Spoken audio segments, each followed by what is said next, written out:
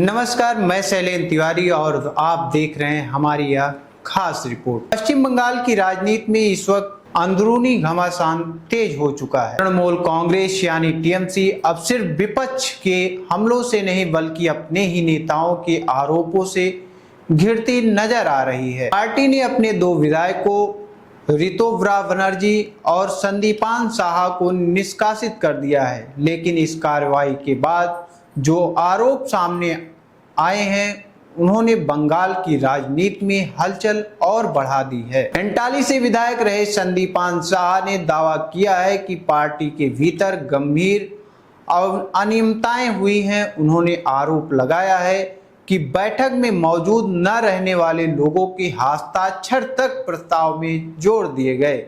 यानी सवाल सिर्फ राजनीति का नहीं बल्कि पार्टी की कार्यप्रणाली और पारदर्शिता का भी उठने लगा है। संदीपान साहा ने यह भी कहा कि इस पूरे मामले में अभिषेक बनर्जी का नाम इसलिए सामने आ रहा है क्योंकि महासचिव के तौर पर विधायकों की सूची पर उनके हस्ताक्षर थे, लेकिन सूची में कई त्रुटियां थी और सही तरीके से जांच नहीं की गई। उधर विपक्ष के नेता शुवेंदु अधिकारी पहले ही दावा कर चुके हैं कि इन दोनों विधायकों ने विधानसभा अध्यक्ष को शिकायत दी थी, जिसमें नेता प्रतिपक्ष से जुड़े प्रस्ताव और अनियमितताओं के आरोप लगाए गए थे। इसी बीच अभिषेक बनर्जी और टीएमसी नेता कल्याण बनर्जी पर हुए कथित हमलों के बाद राज्य का राजनीतिक माहौल पहले से ही गरमाया हुआ है।